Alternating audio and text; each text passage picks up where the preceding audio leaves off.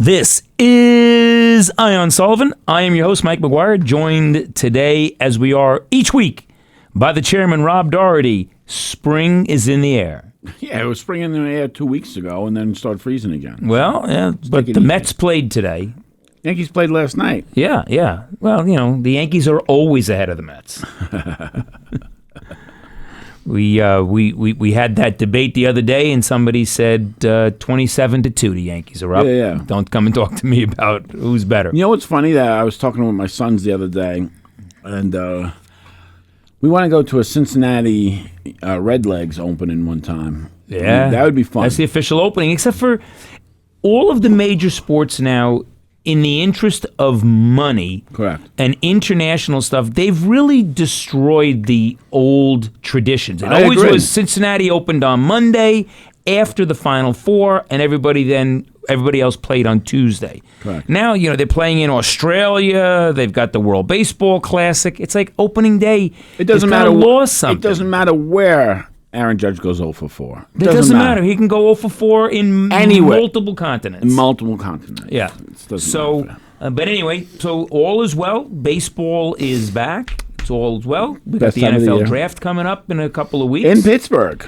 In Pittsburgh, which Yeah. I know is your adopted city. Oh, man. I went there 3 times this year, and it was a good time. You loved it. I'm going there after November with some political friends of mine. Terrific. If one of them loses, I guess I'll be paying that bill, but we'll see how it goes. And Then the NFL schedule will come out in May, and then we will make our Green Bay plans. I can't wait for that. Miami at Green Bay, Oh, which by is the really way, Green Bay at Green Bay. Well, by the way, Miami's playing Tampa this year. Yes, they are. In Tampa. There you go. I'm We just might saying. have to make that trip. I'm just saying. We may have to make that trip. I've never been to Raymond James Stadium. Is it still Raymond James Stadium? I believe that's the case. Yeah, haven't been there. So I would look forward to. I could see the Dolphins lose in multiple stadiums this year as the Dolphins make a quest for the number 1 pick. There you go. And There you go. Maybe with a new GM, they'll understand tanking, not just sucking. They may. Maybe they'll understand that football, the offensive and defensive lines are kind of important to protecting your quarterback. Yeah.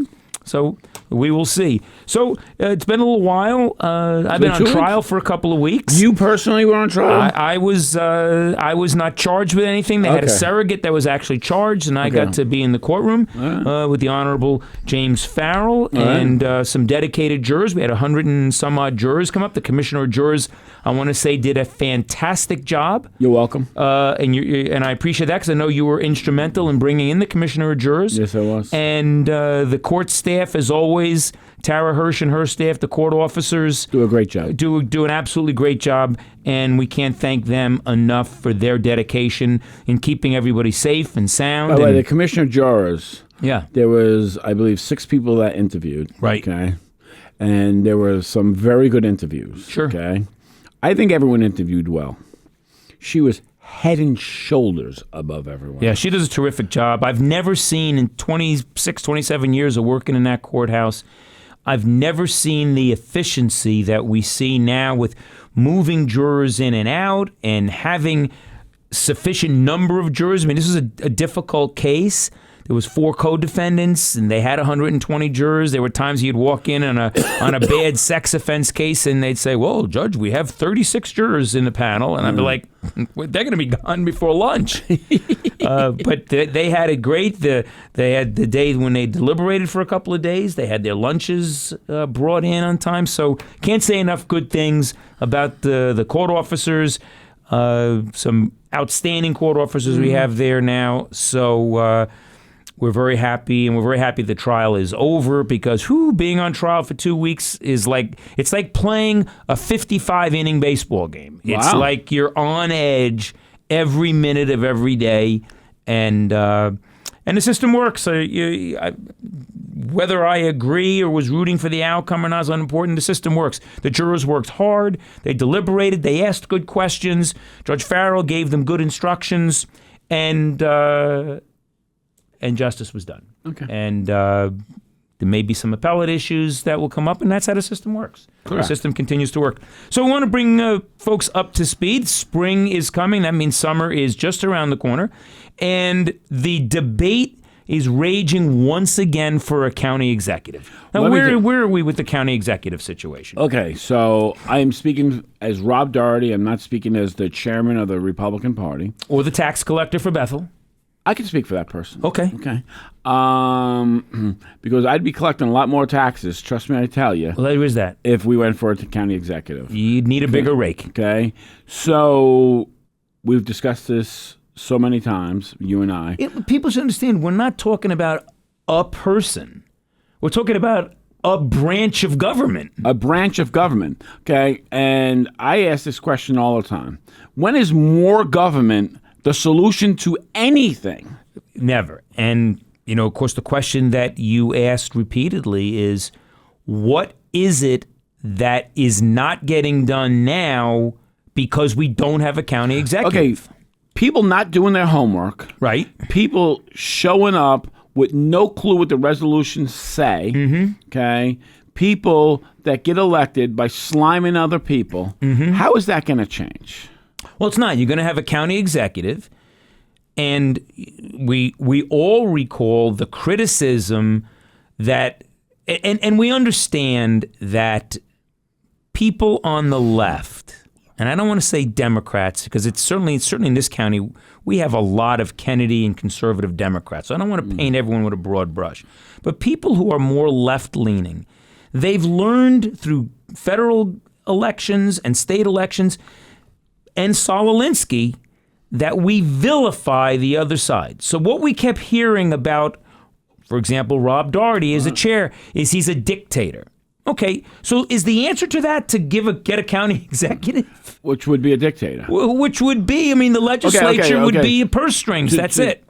To that end, they sat there and said, I caused chaos. Correct. Okay, they're arguing full-out, blown-up arguments about pen tapping. Well, and that's why I say the McGuire Law pens, they're limited supply, they have a rubber tap, so you could tap them all day long and not bother anybody. So, look, any member of the legislature that thinks that a McGuire Law pen, because we know what they thought of McGuire Law, but if they think a McGuire Law pen would be helpful, give me a call. I will deliver one to you. So the thing's still a mess. They argue about everything, okay? And I'm not talking about arguing points of the resolution. Right. Because most of them haven't read the resolution, okay? Josh, what's the answer? Josh. We essentially have a county executive now. We have a county manager, and Josh has all the authorities of a county executive. Correct. So this is being pushed by, one person. I think that we've said this 1,000 times. Name the 5 people qualified to be county executive in this county. Then name me the ones qualified under 60 years of age. Okay? Danny Sturm, I think, is qualified to be county executive. Mm-hmm. Okay? He's 62 years old. Okay. Okay? So you're talking about realistically a one-term person. Correct. Bill Reber, I think, is qualified to do the job. Whether you like him personally or not, that's not what I'm talking about. I'm talking about qualifications to do the job. He's 70 years old. Right. Okay? And just lost in his hometown. Right. Okay? Josh wouldn't run. Josh wouldn't run. Josh, as far as that goes, Josh is apolitical when it comes to his own ambitions. Correct. He is a wizard at certainly the budgets and all, and what he does. He would not want to get involved in the political arena personally. Okay, he's in his late 40s, I believe. But okay, So now you have Scott Mace is 60 years old, I believe. Mm-hmm. Okay. Name any other supervisor you want that's qualified to run the county. Yeah, that's the important thing is that the county's a very different animal than a town. There are departments that are bigger than most towns. Correct. So it is in towns it's micromanagement, right? That's what it is. It's very specific stuff. Mm-hmm.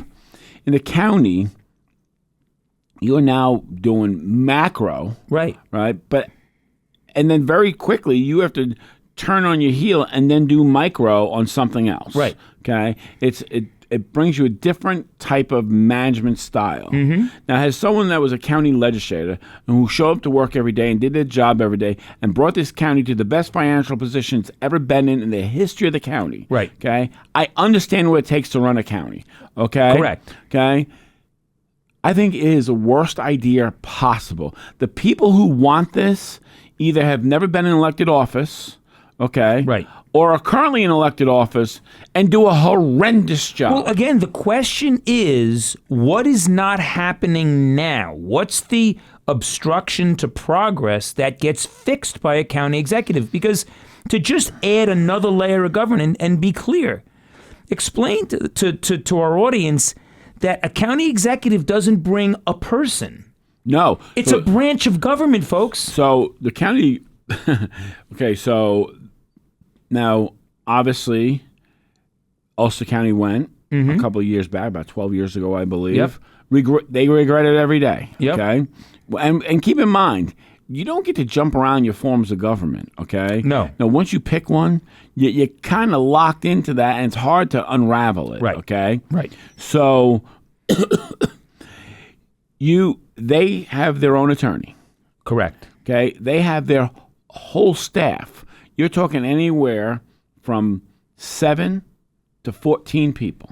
We have visited Steve Newhouse in Orange County. Yes. And his office is a whole floor on the government center. That is correct. It's a whole floor. Correct. He's got his own finance people. He's got his own publicity people. He's got his own legal staff. Correct. He's got his office staff. Yeah. You're not getting a lawyer. No. No, you're getting an office. An office. Of attorneys, Yeah, okay? yeah. My other question is, where do you put this office? Right. Okay, we don't have that much space in the government center. Well, it'd have okay? to be all of the legislators' offices would have to be converted to the county executive's offices. Correct. That's the only way you could do it. Correct. And then, find someplace.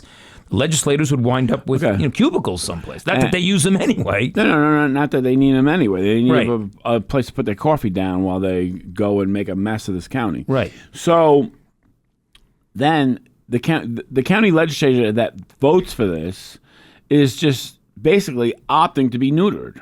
Right. And they're saying, okay, can I get neutered, please? Right. Okay, because the county executive is then in charge of everything. I mean, they could take away your email. You understand? They could take you no longer have a budget.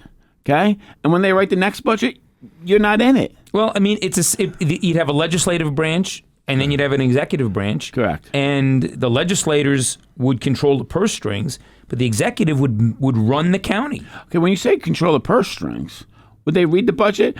No, We've of just course gone not. 2 years in a row with one of the people who want to become county executive did not hold one meeting, Right. one budgetary meeting while they're in charge of OMB. Well, so what would happen is that the person in the county executive's office, if they're smart, we don't know if they'd be smart or not, because I think, as you just pointed out, when you look at the gene pool in this county, it's pretty shallow. When you look at, there's probably realistically 8 or less people in the county that could do the job and would do the job. Okay, how many of them are under 60? Very few. Two? Very few. Because you really need somebody that has run an organization. The problem that we see even in state and national politics, which is certainly not the example to follow, is you get someone that was a community organizer and then gets elected to the assembly or the state house, and now they become the governor, or they become higher than. They've never managed people ever. No. We've got It's a a mayor mess. in New York City right now that never collected a paycheck before he became a assemblyman. Well, he did live in rent-controlled housing, though. That's true. I think because he didn't complained collect a about it. paycheck. Yeah, and then Yeah. Yeah, so you really want someone. So I'm not a big fan of many of the supervisors' pedigree, not as people. So let's take a look at the business executives in this county that would be even able or willing. Okay, the first name comes up, Alan Gary. He's 95. Alan's not doing it. How many more do you have? You have very few. You have very few. It's a small pool. It's a very, very small pool. And then if you even factor in people who have, run a town, okay, you better start with a big town. So you're talking about, let's look at Mamakating, Bethel, Liberty, Fallsburg. Thompson, of course, Thompson. Okay, so you take those 5 townships, okay? Now, I'm very friendly with the people who run the Republican Party in 4 of those townships. Right. Okay? Super friendly, okay? So let's say we want a county executive, okay? Right. Okay. After one term, let me tell you, the West who? Yeah. Okay, you get to that light in Bethel, Right. Okay, at 17 being 55, you won't even know that part of the county exists. Fall right off. No more. Have a nice day. Bye. Right. Okay, because I don't need to play to you. Correct. I don't need to play to you anymore. At all. I get to play to the big townships. Which is why rural counties like us have traditionally had a board of supervisors or a legislature, and a legislature that not within the 9, it's one person, one vote, but within the 9, it's equalized votes. And in the board of supervisors, the problem was it was a weighted vote. It was a weighted vote. Okay. So now it's equalized about the same number of residents. But see, I think that's even wrong. Okay. See, I think there should be 3 zones. Right. Okay. And then it's 3 at large from those zones. Right. So you have, obviously, you break it up into, so there's 80,000 people. You divide by 3. Each zone is this many people, and then because there's different concerns. I mean, very different. I mean, you take someone like, let's just take when Ira was there, Ira Steingart. What does he care about milk?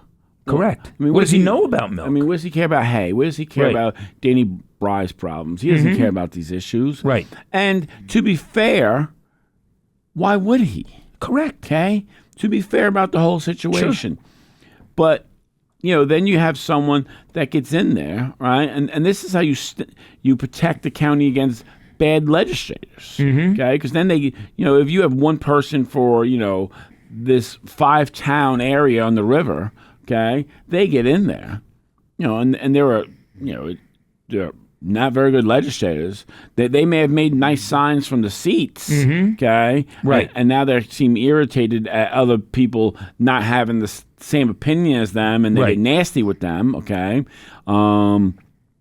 They, how do you protect against that? Because it's a 4-year term, and it's very difficult.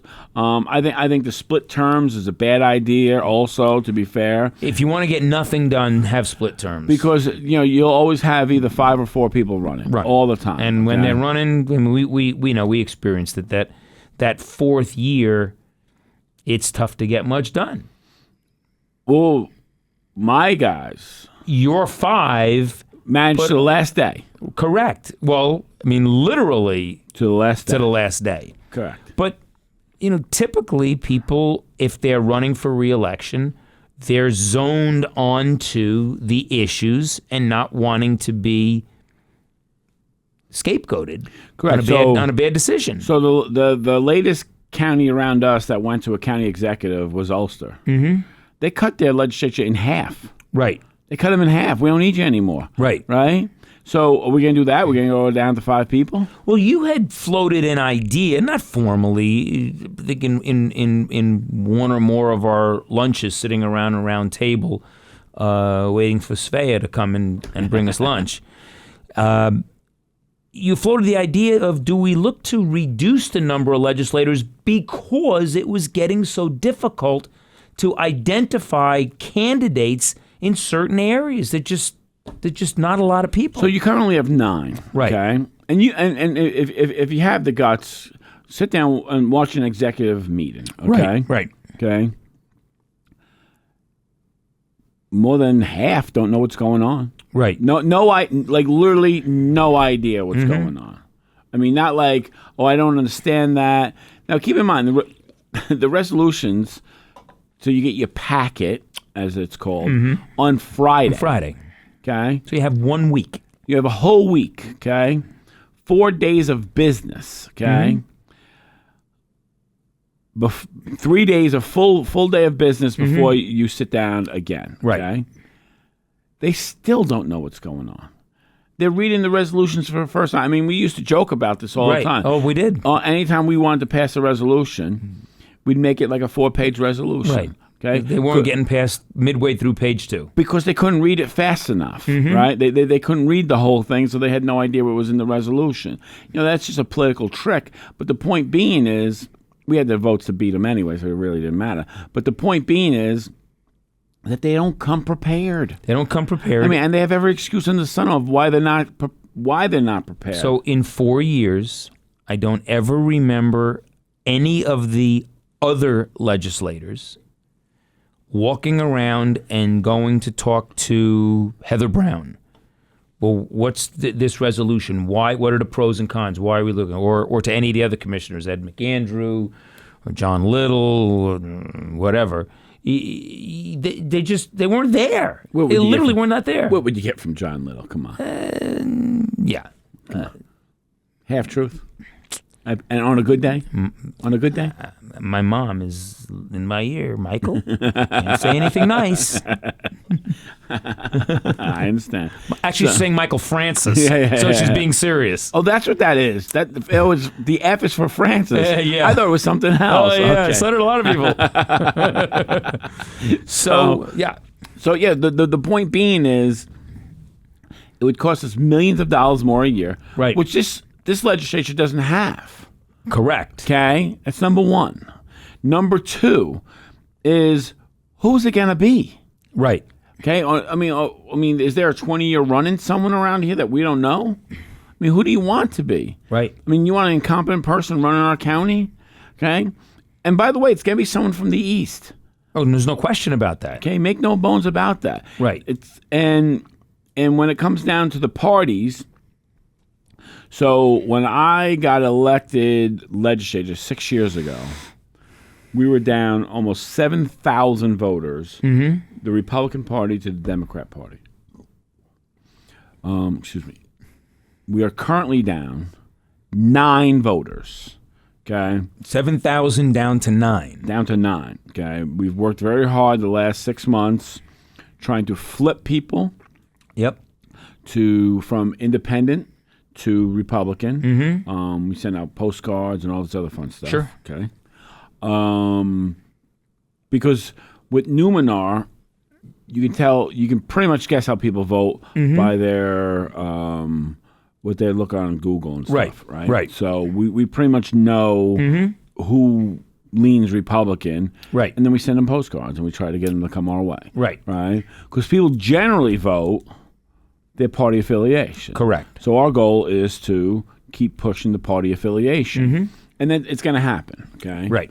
And I think that, you're looking at, the 4 big townships that, by the way, let's say there's 80,000 people in the county. Right. Okay. You have several towns on the western side that are Republican strongholds. Very much so. Okay. Now you have the eastern side that is more than half the county. Sits in 4 townships. Right. Okay. Right. You throw Bethel in there now, okay, which is moving towards a Republican township. Yep. Okay. As the Hasidic population grows, it's going to grow more and more towards a Republican. No doubt. Right. So if you put it on the ballot this year, and let's say it passed, okay, that means they'd be up for next year. Okay? Right. It'd most likely be a Republican. It'd most likely be a Republican. Yeah. And is that what you guys want? But I know from Republican executive committee meetings that we don't want it. Yeah, and again, the question that I keep asking is, what does a county executive bring to the table? Because what it really brings is executive powers. Now, Josh has most of those executive powers in time of an emergency and whatnot. Correct. But is that what the legislature really wants? Is that what the people really want? Is that what the legislature really wants is somebody with true executive powers? Because they weren't happy with you, and you weren't engaging in executive power. You were just saying we need to move the agenda along. So I was different than the 6 or 7 people before me. Right. Because I actually came with an agenda, number one. It was your palm card. Okay. I knew how to achieve the agenda. Mm-hmm. I was talking to someone that worked in the finance department in our county for over a decade. Mm-hmm. And the person said to me, I still don't understand how we had all that money. Okay. It's not a mystery how we had the money. Okay. When you don't waste it on some stuff, right, and you tighten your belt in other areas, you have money to spend. Yeah, and be clear, there were wages, employees are the most expensive, and the legacy costs are getting to be off the charts. Correct. You didn't advocate firing people. No. You advocated, as we have openings, let's take a critical look at all openings. And you came under quite a bit of criticism in one particular opening in one of the departments where the person who had been there really for negotiating purposes was giving an elevated title so that they could be given some additional money to keep them there. Correct. And I have no problem with that. But then they left. Well, they literally left. They left, and you want to take a critical look. It wasn't anything against the person, the office, the commissioner, or the elected person in charge of the office. No. It was, we need to take a critical look at all offices. I remember when we had someone leave the county attorney's office. We took a critical look at who do we need, what do we need, do we need? Correct. And that's what it was all about. It wasn't about firing, because the rank and file employees were all rewarded for what you did. I mean, yeah, there was a little bit of pain early on, but then you were able to engage in meaningful discussions. And you used to say, these jobs need to be careers, not jobs. Correct. And that was very important. Given our population, people had to see the county as a viable career because option. The turnover costs are so costly. Correct. Okay. I remember, training someone, okay, if you have a higher than a 15% turnover rate, let's say, okay, your training costs are through the roof, okay? So we have to, when we hire someone, one has to be the right person, okay? It's not let's just fill this spot. Right. And it shouldn't be a friend of a friend. It shouldn't be that game, okay? And there was none of that. Okay, it should be the most qualified person, okay? First of all. Second of all, are we hiring people that can stay here for 20, 25 years? Right. And the other thing that we did was that no one talks about. I listen to a lot of meetings I never hear talk about. We made sure that the people that were here for 20, 25 years, right, when they gave their notice and they're like, this is my retirement date, blah, blah, blah, that we retained them long enough to train the new person. So the way it worked before I was, county chairman, you would have someone working in a job, right, for 25 years. Right. Okay. They developed the job. They were the only ones that had done it. Yeah. So they did everything, right? There's no figureheads in our county. I mean, correct, people that are running a department or a job, they're doing it. Correct. They're not just doing it on paper. So let's say, their retirement date was, April 1st. Right. Okay. So the way we used to do it, which is I still find shocking, was that they would hire the person to start on April 1st. Right. And this person is retiring April 1st. Right. So they would come in to basically an empty office. Right. Here's the keys. Here's your passcode. Oh, you got to stop by the office, and Dan will take your picture, and, or Julie will take your picture. You get your ID. And then you go down and see Lauren, and he gives you your ID, and away we go, right? And, that's right. And there was no transition. Zero. Whereas we changed it, I believe it was a 2-month transition. So you have people who are in the job who really understand the job and understand, they may look at things a little differently than you, or you may look at them differently than them, and they're like, this is where I want the department to go, and then you talk things out. And this is why we do things this way. Correct. And, Correct. Because you don't have to spend time figuring out that round is the right way to do a wheel. Correct. And so then that helped us a lot in cutting down our training costs. Right. Because an untrained employee, is working at 30-40%. And then you need more employees. And every employee that you hire comes with a $35,000 insurance package. Right. Okay, it doesn't sound like a lot. Hire 100 of them. Yeah. And now you have $3.5 million. And several $1 million in legacy costs. Correct. I mean, you're talking about insurance and retirement. You're talking about retirement contribution. Correct. It is very steep. Those are important things. And we would watch volumes of institutional knowledge walk out the door with the figurative gold watch and Correct. a couple of balloons and a half a cake. Correct. And now you're starting all over again. Correct. And you create these knowledge voids. And we put an end to that. Right. Because, and the funny thing is, so my degree is in human resource management, which is, I know.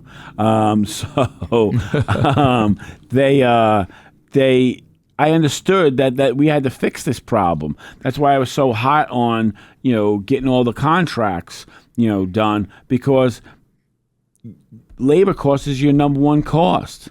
So now these guys who are pushing for the county executive, they want to create more jobs inside the county. Right. That's drowning. Right. Okay. Every job, even the lower paying jobs. Okay. Right. Okay. Are $85,000 a year. Yeah. Okay. You want to put on 50 more of them? Okay. Sure. It's over $4 million in cost. I mean, realistically, Where you even in getting it our from? county, if you hire a county executive, we talked about it a lot. You're probably looking legitimately at a staff of 15 to 20 people. Okay.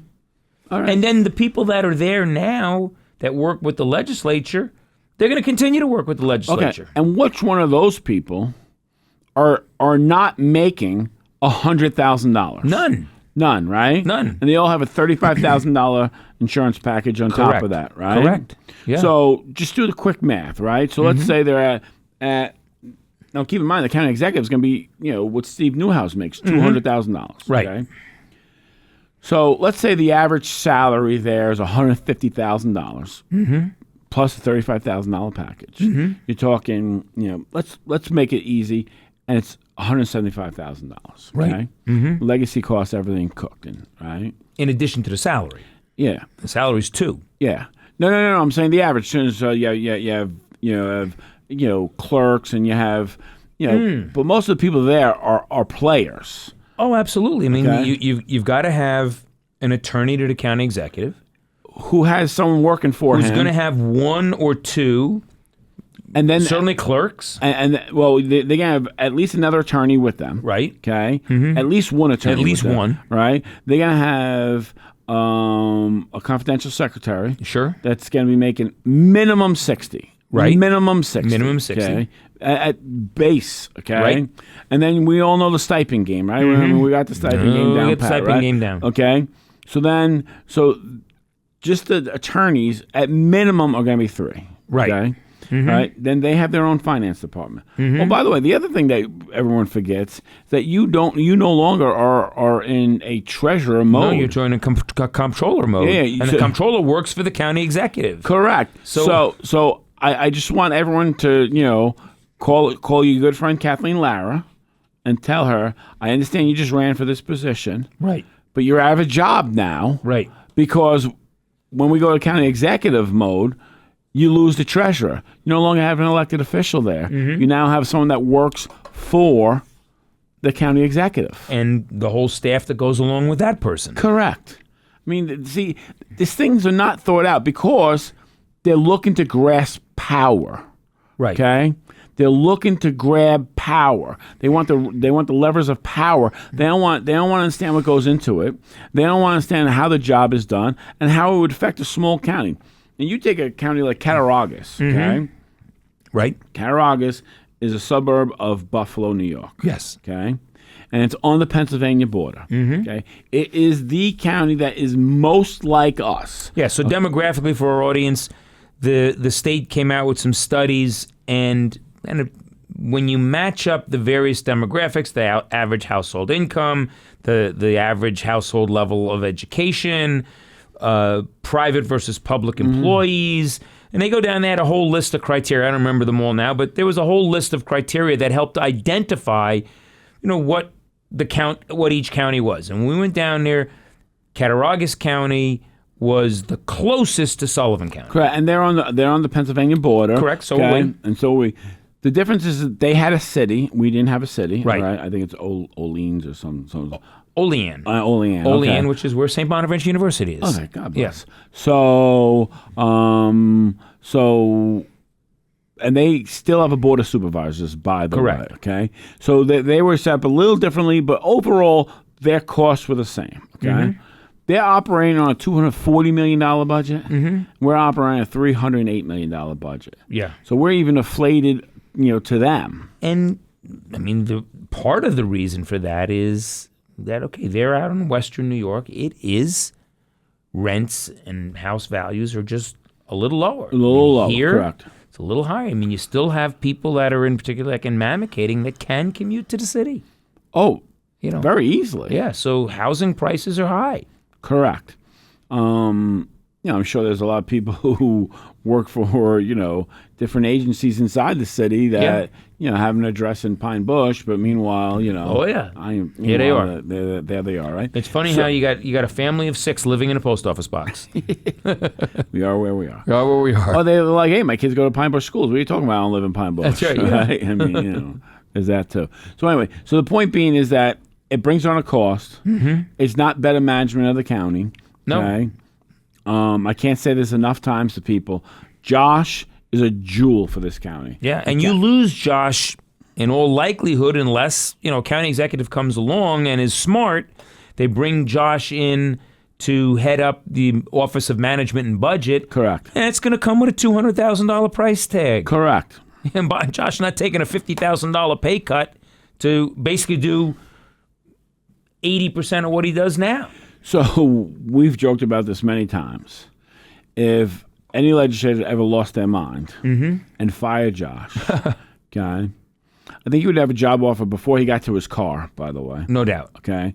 And definitely by the time he got to where he was going, which is about 20 minutes from, he would have at least one job offer, like off the road. Well, we know our neighbor down in Goshen, and we know what he does other than being county executive. Correct.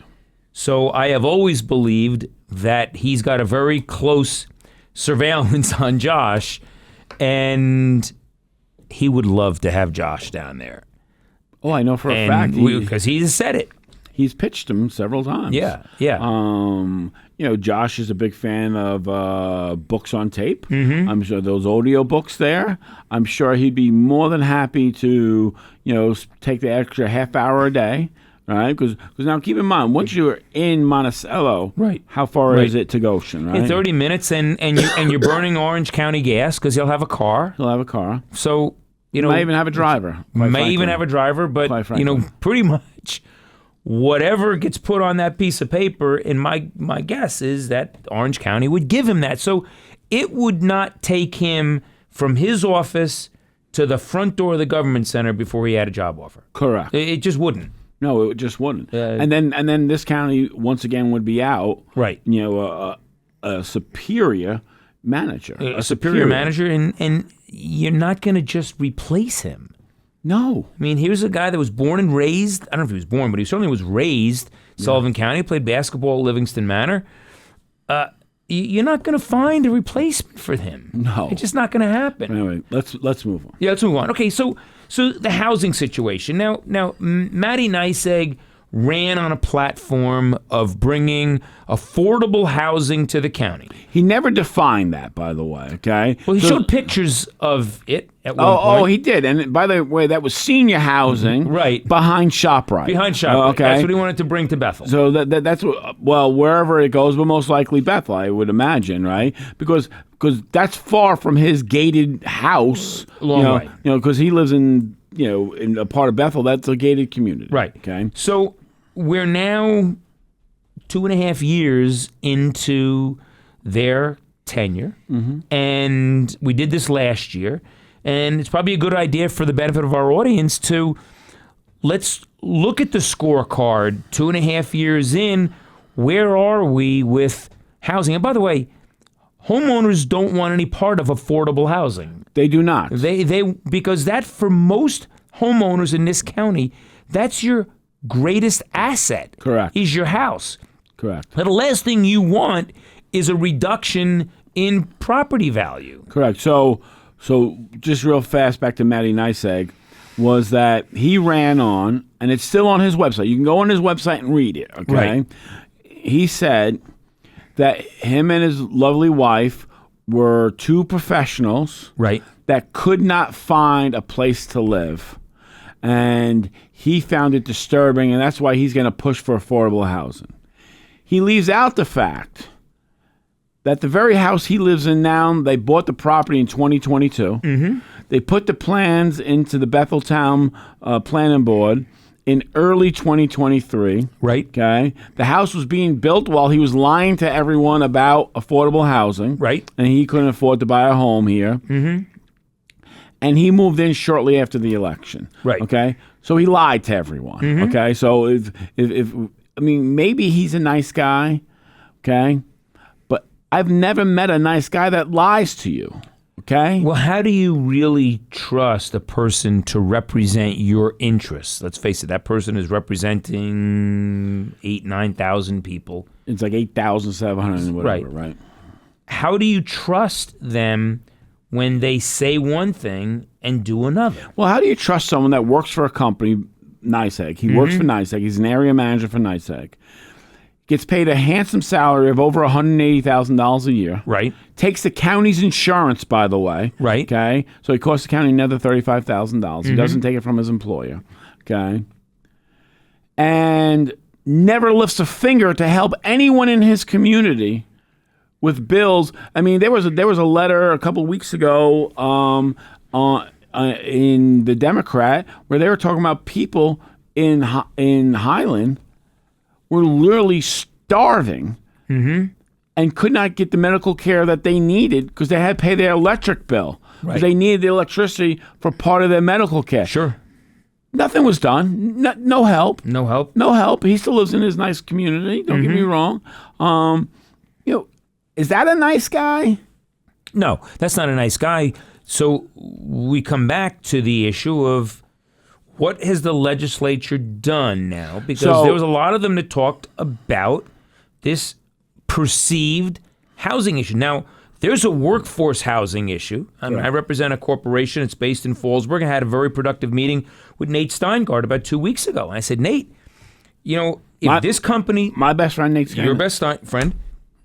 But basically I said to him, Nate, look, our 450 employees got to be looking to leave. Not that we want to leave, and it's not a threat, but there's no place for these folks to live. Correct. We need to get the ability with some town sewer to improve some of the employee housing that we have, which is an old bungalow colony. It's kind of run down. And Nate agreed. He says, I understand. Workforce housing, you and I dealt with it. We couldn't hire somebody from out of the area. Correct. Because there's no place for them to live. Correct. But that's not the code word for affordable housing is Section 8 housing. Correct. They won't say that, but that's how they code it as affordable housing. So this legislature, I believe, last month voted on to approve. I heard it was 125,000 units, but in the newspaper it was 75 to 78 units, whatever. I mean, it's still a lot of units. But again, I mean, these guys is the gang that can't shoot straight. They want to put it over by Hannafy Park. Right. Right. There's no other resources over there. Nothing. There is nothing there. Right. Okay. You got Move Sullivan a couple of times a day comes through there. Okay, so let's say you're a one-car household. Right. Okay. Which that part of the population, you're lucky if they're a one-car household. Correct. I've looked at the parking lot in Monticello near where like Carmine's Meat Market is, and there are days I go by, the parking lot is empty. I'll stop in, the store's full. Correct. People walk there. Correct. They don't drive. Correct. So you have a situation. So let's say you come home and your spouse is still at work.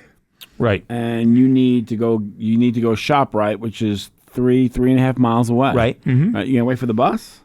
Of course not. Is that what we're gonna do? No, what are we doing? Who's watching your kids? Blah blah. I mean, right.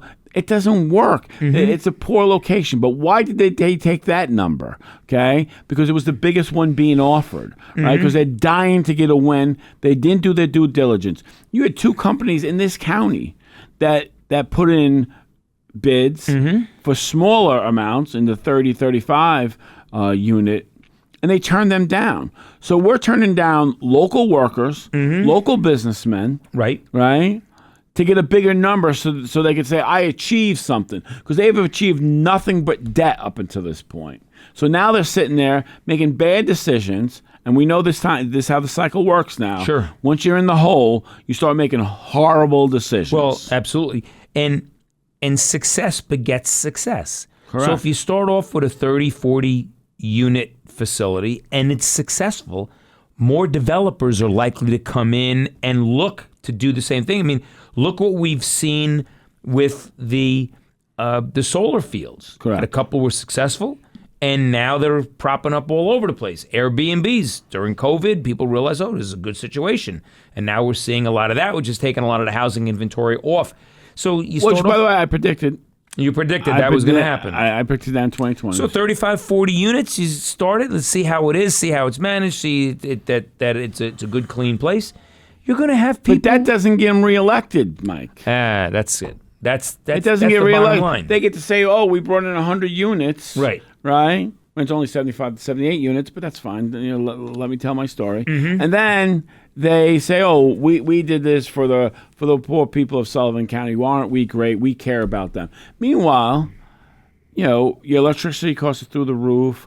You can't move around. I mean, if you own taxes. a home, your tax bill's through the roof. Right. So what are we doing? Right. Are we really helping out the people of Sullivan County? Well, and there's another mantra that you used to have is, I'd rather have high-paying jobs than low affordable cost housing. Now, you need workforce housing. Correct. I get it. And that's an important thing. In fact, we met with the IDA many times about no more larger scale projects without a housing component. Correct. And that's what wiped out the one in Rock Hill, because the land that the county owns is not zoned for residences. So we couldn't. That was the land they were going to use to put workforce housing. Wouldn't work out. Correct. And so when we put that, when we renegotiated the deal with the IDA, that was part of the deal. Was that if you put on X amount of jobs, you have to have X amount of houses, units to go along with that, and that was to promote growth in the county. Sure. Okay. I bet you this legislature doesn't even know that is a component. I'll bet you right now that most legislators don't even know that's a component. Probably not. Probably not. And they probably don't understand how to go about this. I know that there was some talk of, and they're still talking about building another homeless shelter. Now they want to put it in Liberty. So okay. So they want to put it by Hannafy Park also. Right. Okay. So you want to take a housing unit of, let's say, 75, 78 to 100, right? Put it in the middle of nowhere. Right. Okay. And now Hannafy Park's right there. Now we want to put a homeless shelter right there. Right. Okay. And there's no one else around. Right. Would you let your kids go downstairs and play? Probably not. Okay. Probably not. And not only that, I mean, what about, look, this is not a gender or a racial thing, but what goes along with poverty is often less than desirable conduct. Correct. I mean, we see that right here in Liberty. I mean, our Liberty Police Department has to deal with a village, but they also have to deal with 4 hotels where we put people that often have very dark pasts. So we're going to add another layer of that out at Hannafy Park. And okay, 6-7 months out of the year, the weather is not conducive to walking to ShopRite even if you can do that 3-mile walk. Well, the rest of the year, you're still having to walk a solid mile or so on a busy road. Correct. With no sidewalks. Correct. And even the road from Hannafy Park out to the main road is a narrow, windy road. You see people walking at night, it gets dangerous. But this is what desperation does, Mike. Right. When you haven't accomplished anything in 2.5 years, now you're going for it all, right? Instead of going for the nice, modest project that builds, and we see how that company does. And they hire local people, it's local businessmen, it's local tax dollars, they get their supplies locally, and you keep everything nice and local. And that's how you build an economy. They're going to pull someone from outside who probably is going to buy the product outside. I would think, sure. Bring in their labor from outside, right? And now what do we get out of the deal? We just, Liberty has another group of, people. High risk housing area. Correct. So let's talk about one of our judges, our county court judge and surrogate, Judge Jo Stecker, someone that I've known for a little while. She's been given the position of the chief administrative judge for this judicial district, which is 7 counties. Wow. Sullivan, Ulster, Columbia, Greene, Schoharie, Albany, and Rensselaer. All so right. that is a tremendous feather certainly in her cap, and we wish her and her husband, who won't be seeing as much of her in the near future, but there's something about that birthday that just begets leaders. Let me tell you, that day is just leadership written all over October 25th should be Leadership Day in Sullivan County. We were born on the same day. Yep. She is significantly older than me. She's a lot older than you. By about 4 hours. Right. And I call her every year. Yeah. We wind up going to the last couple of years. We've gone to the same place for dinners, which is kind of humorous to me. And so then we not hard to find you on a special dinner occasion. No. And then no, I go to the same place all the time. Right. So then they and so she we always joke about her being a little bit older than me. Yeah. Well, we're very proud of her. She does a great job. As I said, I was on trial before Judge Farrell, who I've known and worked side by side with him as an assistant district attorney under Steve Lungin, and then as the district attorney, I worked with him when I worked in the courts, and now practicing before him. It was an interesting thing because it was former Judge Labuda and myself. Judge Mark Meadow was on the jury panel. Really? So the gang's all here. The gang's all here. The court officers, when I walked in, said, if this was a Secret Service situation, we got all 4 of you in the same place. But we're so happy for Judge Jo Stecker. She does a great job. She's a pleasure to practice in front of. Judge Galligan also. Let me tell you something. Judge Galligan has found her spot. I told you that, way back when. I said, that's the job for her. And not to take anything away from the job she did as district attorney, but she has found her spot as Supreme Court judge. You watch, she's going to be at the appellate division before too long, and we'll have Judge Jo Stecker will be the chief administrative judge for 7 counties. Let me tell you something. There was a time when you couldn't get a Supreme Court judge from Sullivan County elected because Albany would knock him out. Yeah. And now Albany and Rensselaer supported Judge Jo Stecker to become the chief administrative judge for the county. And I mention that because I know you know her well, as do I. We've been friends and colleagues for many years. She doesn't give me any favors in court. She's hard nosed and she's by the book, and that's all we ask. All you ask of a referee is just call the game, just call the rules. Don't try to make yourself part of it. Correct. And that's what she does. But the interesting thing is now will come the discussion, because now the chief administrative judge for the district is going to be sitting here in Sullivan County every day, unless she's up in Albany or Croton-on-Hudson is their offices, the courthouse. That is something now that our legislature is going to have to deal with. And I know that you had a plan to deal with it before the heat got turned up. But now, make no mistake about it, she is about getting things done, and she's practiced in that courthouse for 27, 28 years. She knows something needs to get done, and I will tell you that yesterday was a perfect example where Judge Farrell was shuffling a jury between 3 courtrooms because they had an event in the main courtroom. They had a calendar going on in one of the other courtrooms, and we literally had our jurors as carpetbaggers walking around, and the court officers did an amazing job of keeping the jurors and the lawyers and the public and the defendants separated. But the county is now going to come face to face with the new courthouse situation. Do you want this crew handling that? No, absolutely not.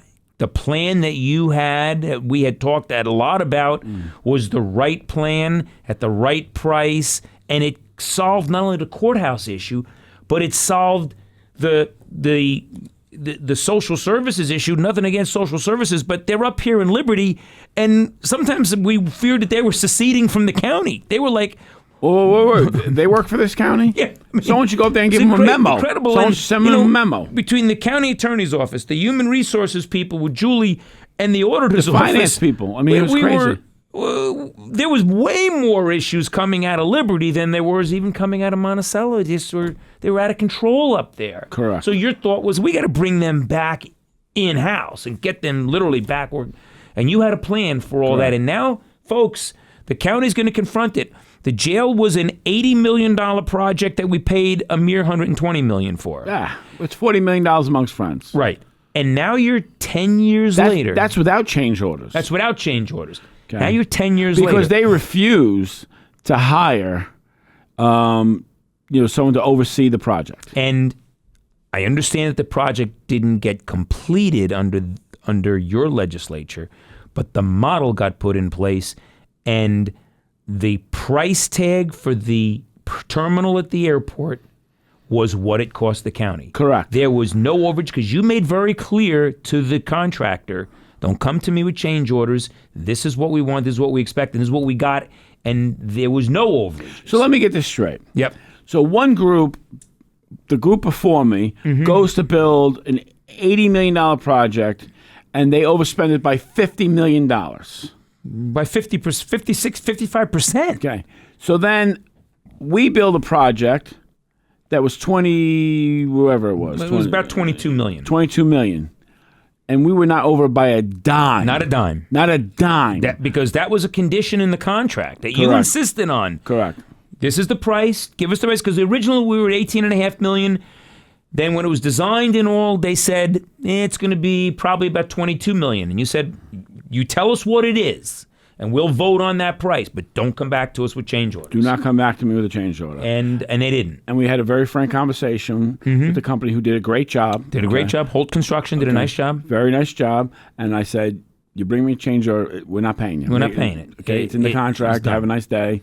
This is what the deal is. So we do a $22 million project, not a penny over. They do an $80 million project, and they're 50% over. Correct. Okay? What do you think this crew is going to do on $45 million upgrade?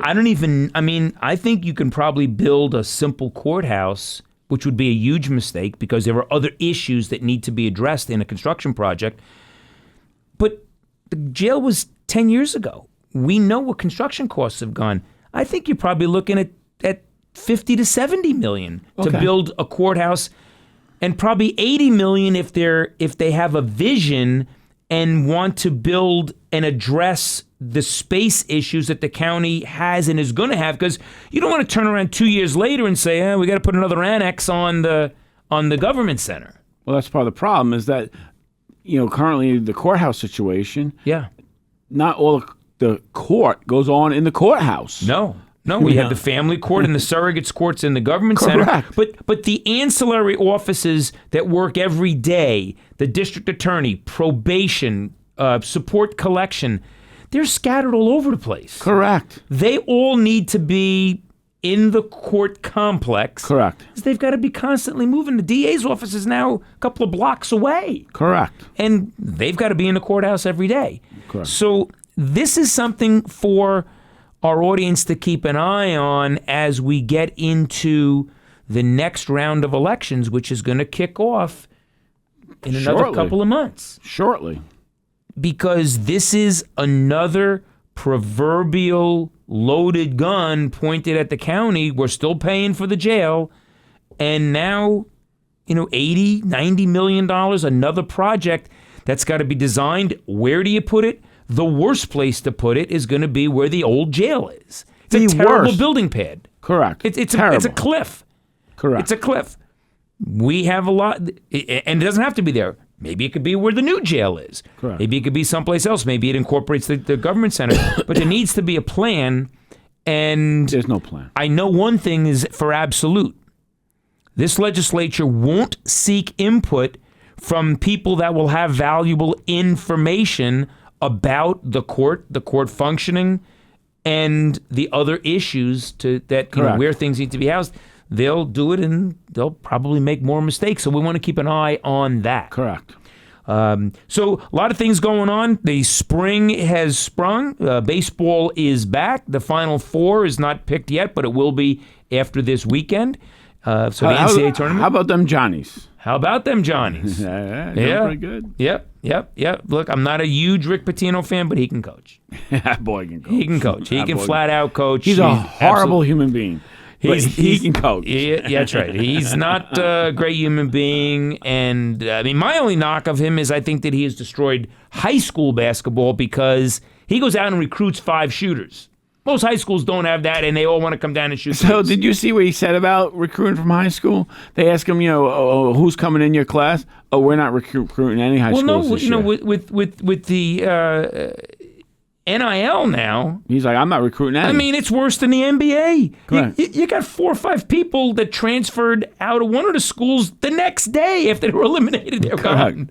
And they're probably not spending a lot of time in sociology class anymore because now they're just jumping out. Correct. After the college football season, it's a joke. They have to fix that. They've swung the pendulum the wrong way, and now you got these guys that are making $4 or $5 million a year. Yeah, who they call it? That Manning kid. Archie. Yeah, Arch Manning. All right, he's gonna be worth $50 million by the time he gets into college, into the pros. Right. Yeah. You're offering me what? Yeah, what do you want from me? Yeah, exactly. So there's a lot of things going on, a lot of things that we're going to be keeping our eye on. So on behalf of the chairman, Rob Daugherty, Rob, any last-minute comments on some of the issues we took up today? Pay your taxes. Pay your taxes, particularly in Bethel. Keep Rob employed, keep him happy. So on behalf of the chairman, Rob Daugherty, I am Mike McGuire, reminding you to leave us a comment. You want to focus in on us on Ion Sullivan. You can catch us on YouTube. And if you're watching on YouTube, you want to smash that like button. You want to leave us a comment. You want to subscribe so we get the subscriptions up to 1,000 so that we can do some live interactive shows here with Ion Sullivan. And if you want to drop us an email, you can do that at ionsullivan@gmail.com. So on behalf of the chairman, Rob Daugherty, this is Mike McGuire thanking you for joining us. Stay safe out there as spring comes in, although it is spring in the Catskills, so you can expect sub-zero weather and snow tomorrow because that is spring in the Catskill. Folks, thank you for tuning in. We'll be back next week with another edition of Ion Sullivan.